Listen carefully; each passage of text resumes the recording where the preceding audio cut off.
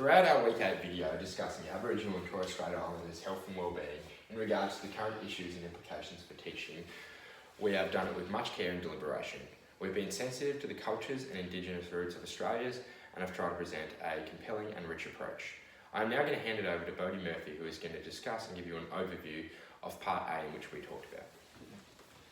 With such a broad array of health issues, current health issues for the Aboriginal population, we tried to touch on more pressing matters that teachers can implement and concentrate on within the classroom. We believe this was mental health and making good choices for Aboriginal children when in our classroom. Cultural considerations must be taken very seriously when discussing such topics. Such as our point, consider and reflect on strategies for working with sensitive and controversial issues. When planning as a teacher, HL will become very handy.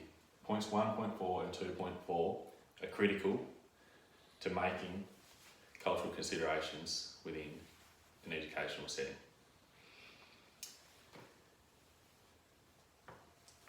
Over to me.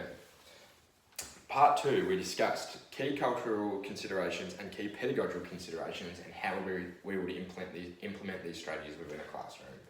The first and foremost we discussed was the relevance of ACARA and the cross-curriculum area of Indigenous and Aboriginal studies.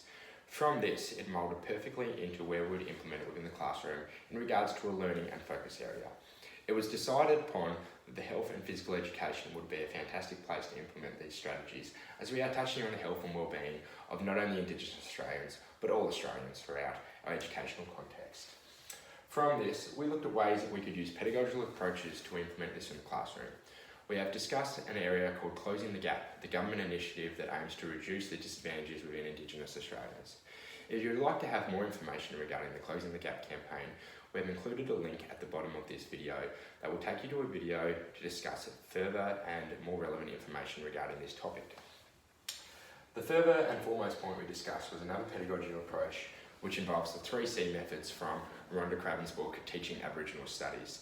This simply had a very basic approach where we could tie community, content and conversation within the classroom setting to make sure that we follow up with the sensitivity and the importance of acknowledging Indigenous Australians within Australia.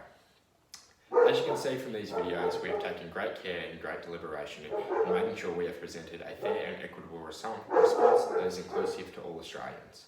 I've been Jade McDermott, this has been Bodie Murphy, and thank you for our time.